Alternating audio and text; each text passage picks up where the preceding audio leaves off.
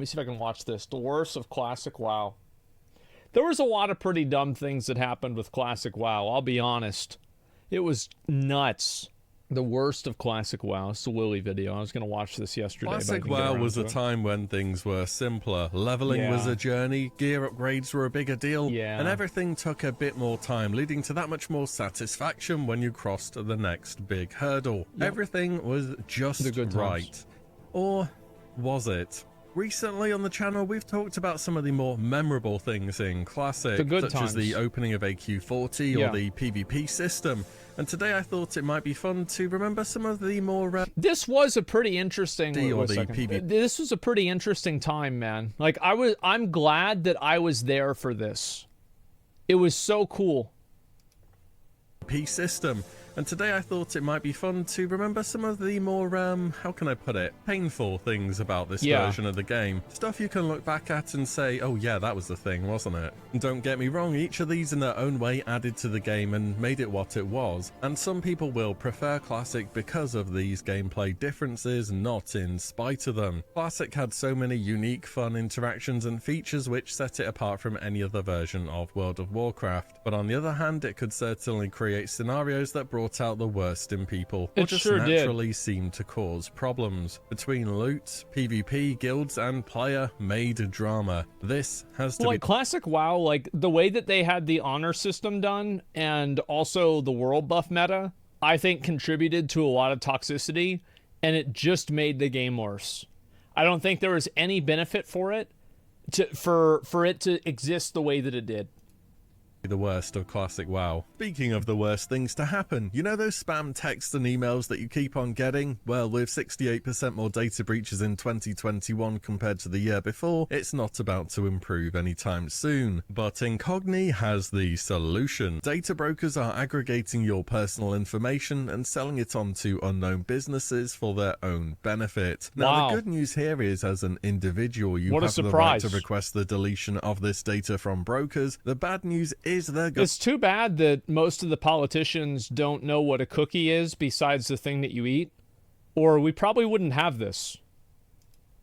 Going to make this as long-winded as possible because your details are their paycheck. This is where CatDany comes in. It's as simple as signing up, informing them whose data they will be removing, granting the right to work on your behalf, and then you can kick back and wait for the results. They'll know where to look and how to handle the inevitable objections. You can even try free for 30 days too, so there's really nothing to lose. Keep your online anonymity the way it should be. Go to CatDany.com/WillE to check them out. The first 100 people to sign up also get 20% off using the link below. Many thanks to CatDany for the sponsor today. Back to WoW.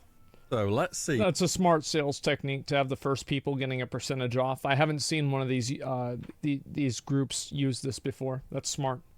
Going right back to the basics on the Sears catalog.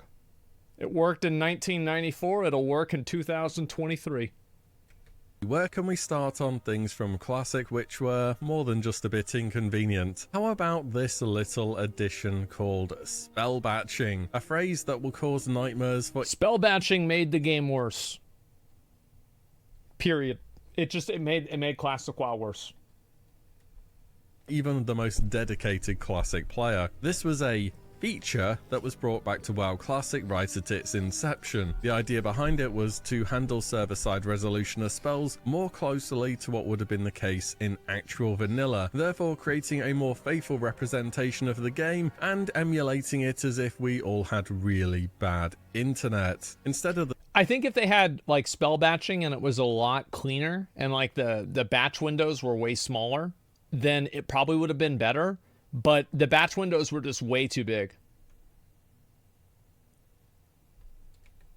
The server handling each spell the moment they were fired off, it would instead do them in batches, hence the name spell batching. This batch occurred every 400 milliseconds. So in other words, the game was running as if you were on 400 ping all of the time. Now, the positive upside of this, if you can call it that, is that certain spell interactions present in vanilla would be there in Classic, such as two mages polymorphing each other at the same time, or two warriors charging each other, and just a whole host of other random weird interactions. In reality, looking back, it was bad, like really bad. The warrior mains out there will remember pressing execute, having your rage bar go to 0, and then the mob dies before the spell is processed on the batch window. That happened. That still happens. Or like I remember that happening in Mists of Pandaria. I don't know if it still happens now. I was trying to think about that. But yeah, that happened for quite a while. And you do no damage. The same with taunting mobs, it was just very slow. Playing Alliance at the time, it was not uncommon to throw Blessing of Protection on someone and another Paladin would do the same, and they would end up with several Forbearance at the same time. And of course everyone's Blessing went on cooldown too. But the worst experience had to be for healers. You just couldn't reliably play a clutch healer.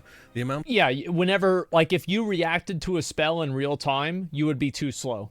of times I pressed lay on hands or went to heal somebody, and went they're to already 0 dead. mana, and the spell never landed and they died was just so many, and it was so frustrating. As a tank, it happened to me many times. This was the same experience for any healer. Finally, in patch 1.13.7, which was a few months after Next Remus came out in Classic, more or less in preparation for TBC by this point in time, Blizzard changed the spell batching formula, moving it from a forced 400 milliseconds to resolving as fast as it could, or by at least 10 milliseconds. Even for the seasonal servers for Classic, Blizzard decided not to bring this interaction back. Either way, spell batching was certainly an experience. And just it was interesting that they did it, but I don't think they should ever do it again. It was just at the end of the day, it made the game worse.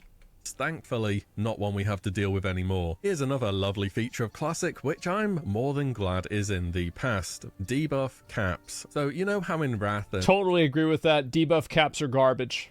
And, well, in TBC for that matter, you just used all of your abilities, your damage over time effects and so on that your class had access to. Well, in Classic, you couldn't. Anything that went above the cap would push off an older and often more valuable debuff from a boss. I think the reason why this was bad is that, I mean, I feel like it wasn't intended.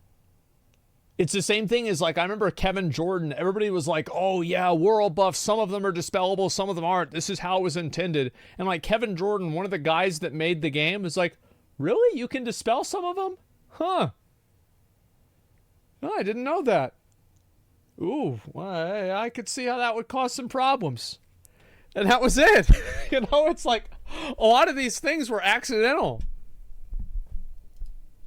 Categorized it was too a technical into major limitation, debuffs such as Sunder Armor. These were the big actively applied ones that benefited the whole raid. Medium, such as Corruption from Warlocks. These are often actively applied but only a personal DPS gain. And minor debuffs such as Deep Wounds, which were passively applied DPS gains. In original vanilla, the debuff cap was 8. Now, hypothetically, one Shadow Priest to DPS in any capacity needed at least 3 debuff slots, or if they wanted to use Vampiric Touch. And you could have up to 40 players in a raid.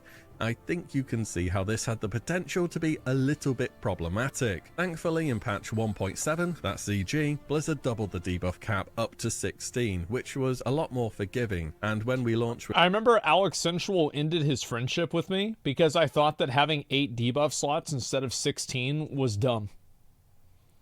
He was so furious that I didn't care about that. I was like, this is such a bad idea. It's not going to be fun to play. It changed during Classic. Just have it come out with 16. It's going to be bad. With Classic, we had this same level of cap in place. All of the same, it was not uncommon to have a raid sheet prior to even stepping into a 40-man raid with the debuffs which you are allowed to do. Let me tell you right now, Serpent Sting... This is why I fucking got so mad about Classic. Watch this. Allowed to do. Holy shit, guys. 5 people? Are you kidding me? Just fucking move. And look at this guy. He's getting hit. Baker's getting hit. Do you see Baker or Vidra on the fucking damage meter? Do you see, what's this guy, Eka on the damage meter? No, you fucking don't. NP, alright, yeah, you're doing alright. You can sit in there. It is what it is. But, bro, y'all gotta get behind. Like, these people are so fucking dumb. Let me tell you right now. Holy Serpent Sting, shit. nope. Moonfire, no. Devouring Plague, no. Any minor damage over time effect, basically no. Debuff slots were all taken up by the big effects Sunder that buff armor. the whole raid, not personal DPS gains. Eventually, Blizzard raised the debuff cap to 44 TBC, which functionally removed it, and then went on to literally remove it for Wrath. But yeah, in vanilla, you really weren't able to make the most of your class's full toolkit just because of this limitation. Speaking of, as a warlock, I'm sure this was extremely annoying.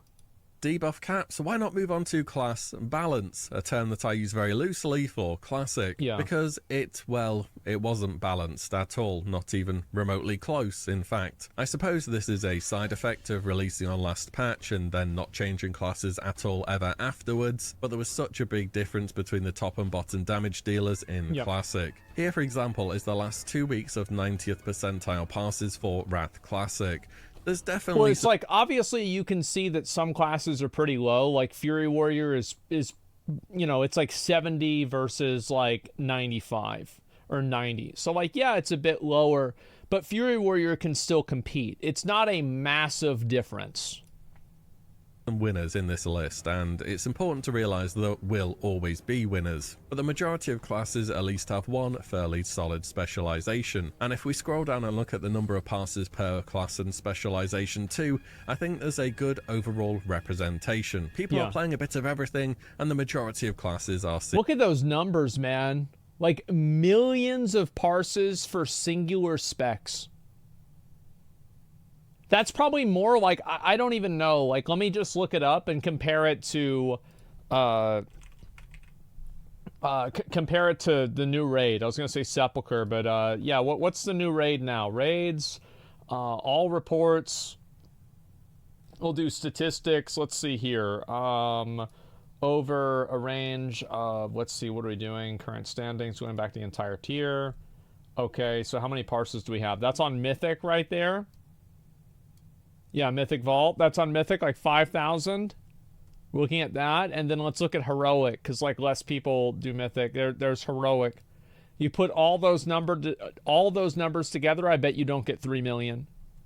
Yeah, I mean, like that. The highest one here is like what, 135,000 with Demonology Warlock, and then okay, let's look at normal mode. Now people don't really usually log. Actually, no, yeah, they do now. There's a lot of parses here for normal mode.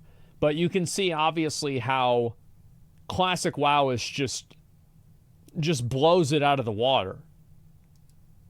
I mean, look at that. Singular specs are getting almost 3 million. Normal parsing? Yeah, a lot of people like they just run logs for normal mode. Yeah, absolutely.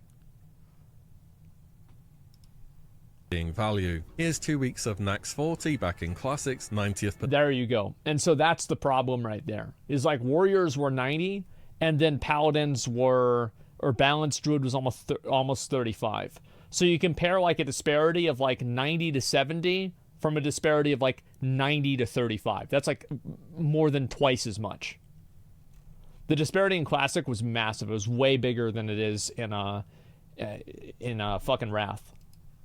Percentile passes again. A bit of a different story, isn't it? With one class being so clearly ahead, you'd wonder why on earth anyone would play anything else. And looking at the volume of passes per class and spec, it's a similar story too. Nobody did. Every Shaman DPS, Druid DPS, Priest DPS, and Paladin DPS, that's nearly half the classes in the game, by the way, there were nearly 15. It's almost like they're raiding in retail WoW.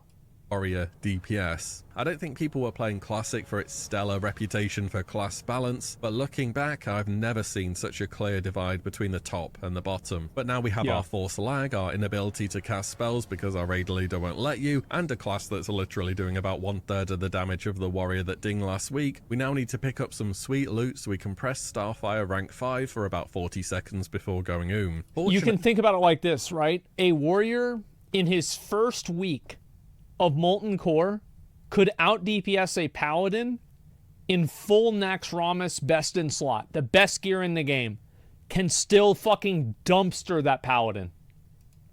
You don't have to wait to level cap for problems on loot. No, the developers have put a lot of thought into this. You'll be getting a first-hand experience on how loot will go the moment you accept that one quest in the Barrens that has you collect zebra hooves from the apparently unhooved zebras in the area. It's common for Classic, just because you can see the item you need on the ground. Yeah, the Murloc head in Hillsbrad Foothills. You kill 70 Murlocs, you have 14, you have not 14, you have 7 hits. It doesn't mean it's gonna drop. I mean, looking back at this quest, there's comments back from original vanilla on how bad the drop rate was. Here's another good one. This one's for the Alliance, Farron's Proof. You know the quest in South... Look at that. How about that? Yeah, I remember this very, very well. I remember whenever I got to this quest in Burning Crusade and I was leveling my Warlock, I brought an elixir to use because I knew that I would use the entire duration of the elixir to get all 10 of the Murloc heads. Yeah, it was nuts. No, everybody, like, this was like, it was like notorious for how bad it was.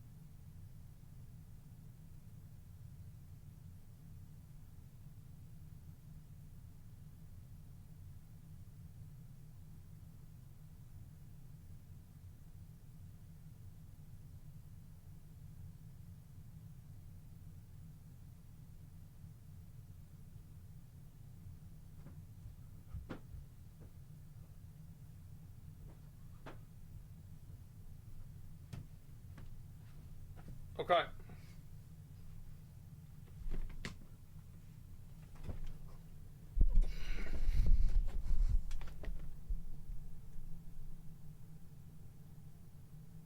Okay.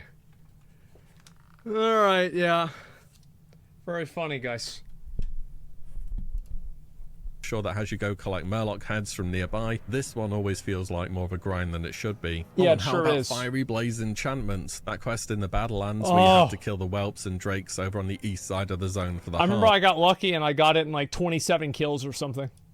I remember very well spending nearly 45 minutes on this once, and I just eventually didn't leave until I got the drop. But eventually you get through questing and hit level cap. Now this is where the real loot drama begins. I mean, where do we even start here? The infamous hunter memes from back in the day where they would roll on anything and everything because, I mean, hunters could equip practically anything and everything, bar plate armor, and make... I don't think that really happened a lot in Classic WoW. Because Classic WoW was min-maxed so much that if you were rolling on something or trying to get something that you weren't supposed to use, that wasn't in your best in slot list, you just wouldn't get it. Aces for some reason. In practice for Classic, it wasn't the hunters that wanted everything, it was warriors. Leather for DPS, plate for tank, resistance sets for certain fights, physical mitigation sets for others, you need your PvP set, one-handed weapons for Fury, two-handed for Well, you also, I mean, don't forget about your healing set for your flask. And then also you need your tanking set, you need your frost resist, all of your different resistances, and then also, like, sometimes you need block value set, and then, like, pretty much, like, let me think, is there anything that a warrior doesn't need?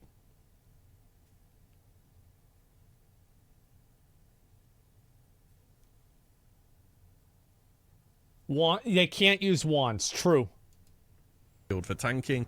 Oh, and that healer gear? Yep, believe it or not, I also need that for my diamond flask. There it is. Snapshot. There it is. Could legitimately have dozens and dozens Great of game. items in their bag. I love the find game. a use for all of them. And that is Bring back cool, Classic. actually. But what about the fact your raid had 40 people and bosses dropped a handful of items, half of which were comically bad and were literally on permanent disenchant status? Oh boy, another Shadow Strike. Straight into the bin where it belongs. In fact, most classes wanted the... As somebody who went through Classic WoW, I felt like everybody in my guild almost had everything they wanted by the time that we ended MC and by the time that we ended BWL. That, like, you were missing maybe 2 or 3 pieces and that was it. And some people weren't missing anything. Same items too. There were just so many pieces which stood out clearly above others. Mage Blade, Talisman of Ephemeral Power, Quick Strike Ring, Remember if I gave that to a Girdle, healer? to name just a few from Molten Core alone. And every guild had an item that just didn't drop for you. I'm not even talking about binding. Yeah, I remember I had that with fucking Thunder Fury. Took me a really long time to get. And then after Thunder Fury, it was, Drake Fang Talisman. I remember I finally got it in S-Fans Raid. Here either. I think between Blackwing Lair launch and AQ40 doing 2 raids a week, the guild I was with at the time saw a grand total of 2 mind-quickening gems. Remember whenever Vin Rookie tried to petition and ask Blizzard if there was a literal bug in the game to make it not drop? You guys remember that? Because like he actually thought there was something wrong with his character or wrong with the game. Every single mage wanted this item for PvP and PvE. It was even good at 70. It was still used in TBC. Yep. On the other hand, I believe we saw about 7 chromatically tempered swords in a row. We didn't. Which led to a lot of happy warriors and rogues about that bit of RNG. And not getting the item you want to drop is definitely still a thing in Wrath for sure. I know what it was. I never got the aluminium reinforced bulwark. And I had to stick with that stupid little fucking shield from Molten Core. And all I wanted was the aluminium reinforced bulwark. I needed this. It was going to complete my life. And I never fucking got it. I was so upset. Malagos just refuses to drop anything which isn't absolutely garbage, but when you have 40 players, it's just a little bit more noticeable as all. Oh, and final point on loot, in case you had forgotten, Vanilla had no tier tokens either, so you knew when you killed Rag or Nefarian or any end boss, they always dropped some nice Druid tier for you, and the one Druid in your raid got kitted out super fast. Yeah, it's like every Druid, like if you played Druid in Classic WoW, you had your full tier set in like 3 weeks. Something I actually quite enjoyed. So for learning professions beyond Journeyman, you had to go to a specific trainer somewhere in the world. Now, some of them weren't too badly placed. Expert Enchanting for Horde, for example, was in the Stone Talon Mountains, and for Alliance it was just outside of Stormwind. For the most part, it was a quick Google, and it takes a couple of minutes to get wherever you need to be. There was one big exception for a trainer who was just so far away from anything else that it was kind of just annoying to have to go there. Right? Do you remember where you needed to go to train Artisan Enchanting? Keep in mind that during Wrath, you can just train new profession skill-ups from any trainer. In Classic, though, you had to go find Anora, who is of course located in the Badlands, just outside of... I actually have no problem with this. It's a special flavor thing. It's not a big fucking deal. Every profession is not created equal. For example, it's so easy to get skinning leveled up, and it's a lot harder to get mining leveled up or engineering leveled up. That's just the way it goes. Yeah, I didn't think this was a problem.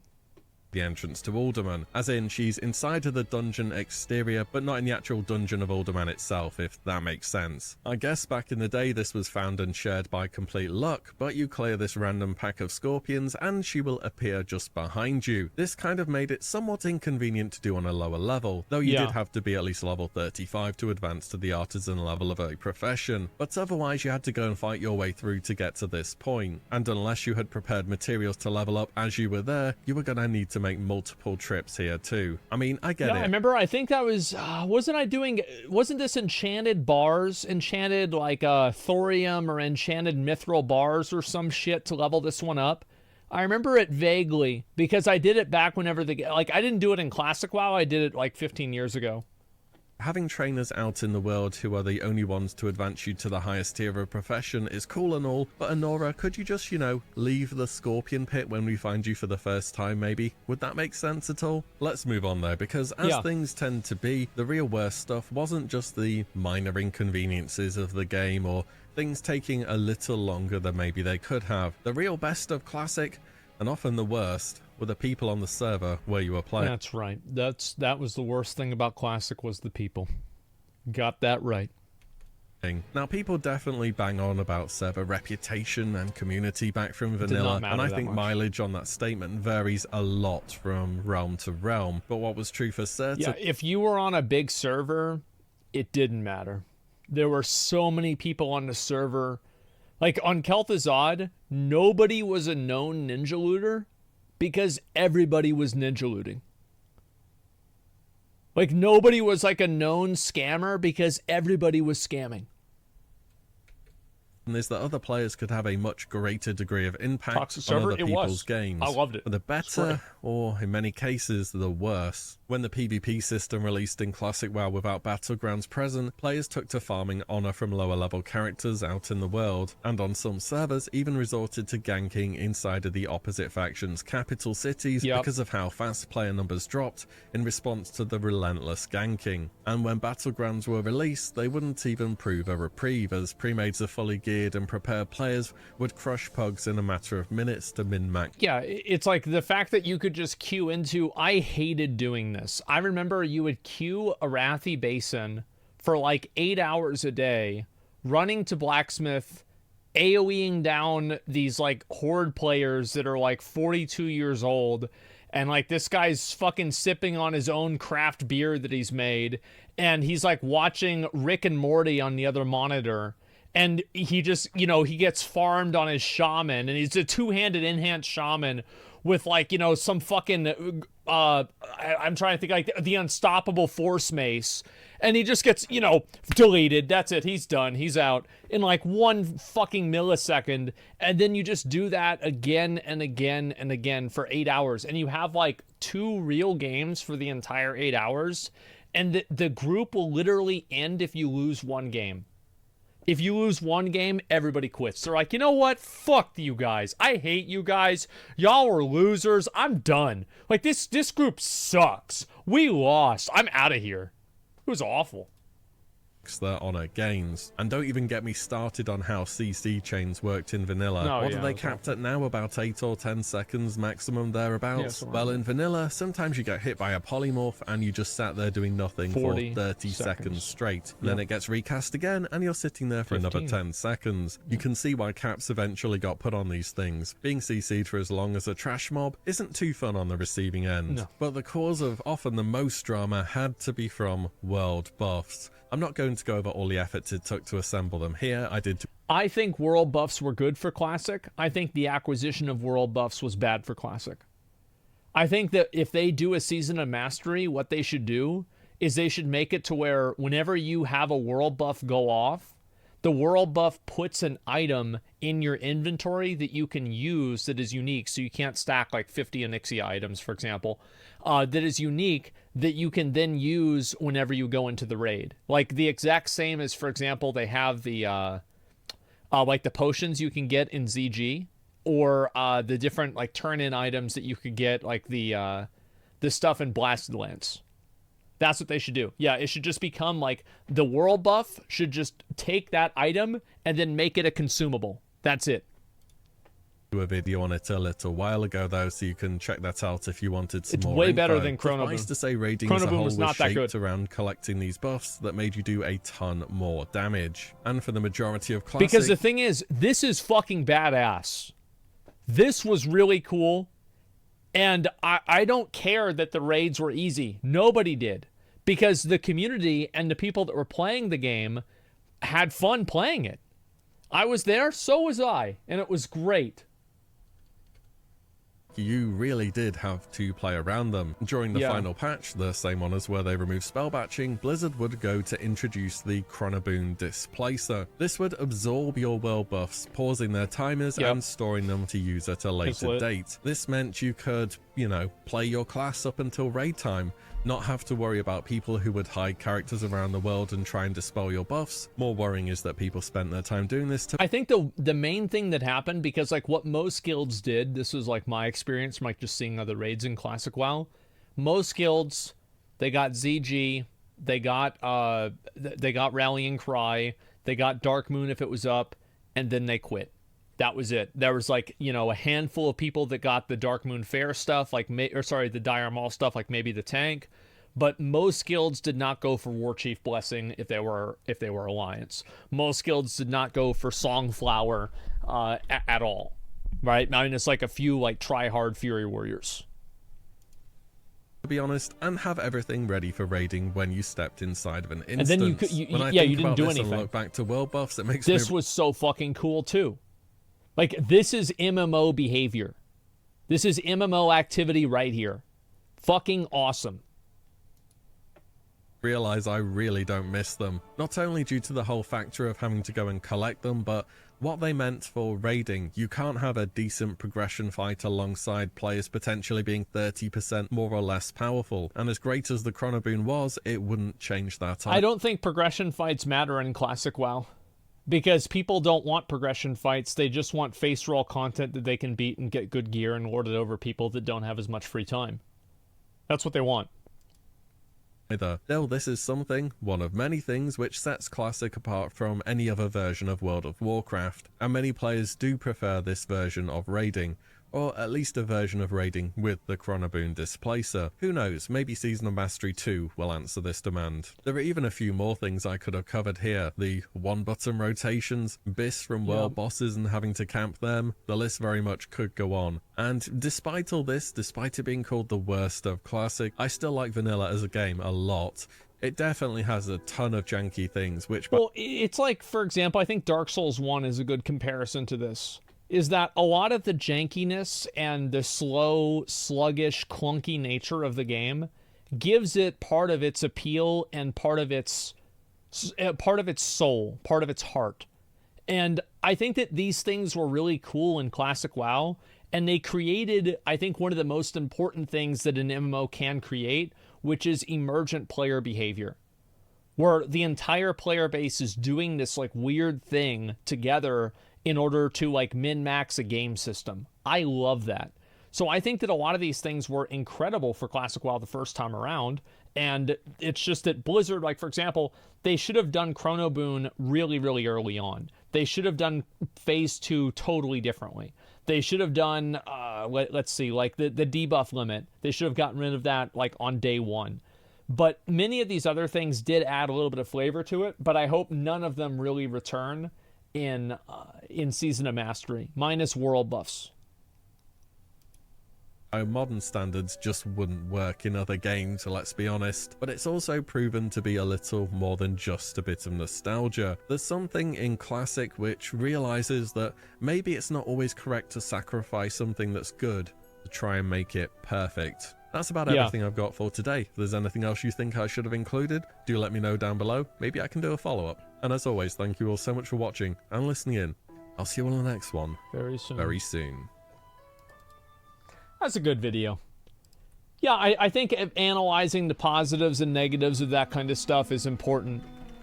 It did in Classic, yeah. I mean, I really hope the next Season of Mastery is fun. I'll link you guys the video. We've seen a lot of Lily videos, and he makes really great Classic WoW content. I watch a lot of his videos, so make sure to give him some support. I hope they don't add Chronoboon until Phase 4. It kind of ruins a lot of world PvP. It does, but I think that it also ruins people's experience playing the game. So, like, for example, I think that having to have all of your world buffs and getting worried about yourself getting killed going to the raid entrance, I don't think this is necessarily great content. It's like not... Dispel does not equal PvP, in my opinion. Now, if you want to make the argument, and I will indulge this, I think that none of the world buffs should be dispellable. The only way to dispel a world buff is to kill the player. And if you want to say that somebody should be able to kill a person with world buffs and then get them to lose their world buffs going into the raid, I still think that's just a dog shit meta. But I remember I watched Soda do that to this one rogue while they were... I remember it was an alliance guild. And this rogue went from Darkmoon Fair, and he was somehow fucking PvP flagged. And this guy was lagging behind. He had full world buffs. Soda fucking roots him. and this rogue in like fucking full Bloodfang is like dashing, or I think it was like tier 2.5, was like dashing fucking just for his life with like full world buffs, with like Soda spamming Moonfire on him over and over and over, killing him with the Dark Moon Fair buff, the fucking Rallying Cry of the Dragon Slayer, and he fucking died. Soda killed him. And it's like that, I still remember that after like 2 years later. That was fucking hilarious. So there is a part of me that it's like, yes, obviously that content is interesting. It's good. I think in order, it's not PvP to just have a level 40 priest alt that like spam reses and spam dispels. Like, this is just simply not good game design. It's not really fun for anybody other than the fact that you're making somebody mad. It's like having bear druids sit on top of the arena organizers in Burning Crusade because they're little goblins. It's just dog shit. And so people, I don't think, like that. I think if you were to poll people and they were to say, do you want world buffs to be dispellable? I think most people would say no. And that would just make the game better. How is spam dispelling actually PvP? Well, it's not. I mean, technically it is, but fundamentally it's not. So yeah, I think that maybe having it to where like you don't have the chrono boon or anything, but you can't dispel them, I would be happy about that. Also freeze world buff players. Yeah, and that's also another issue too, is that whenever you got your world buffs, you couldn't play the game at all after that. So like if you wanted to plan to, like, let's say you got your world buffs after the raid, you couldn't play your character for the entire rest of the week. That's not fun. It was just bad design. Like, that's all there is to it. It's just bad design.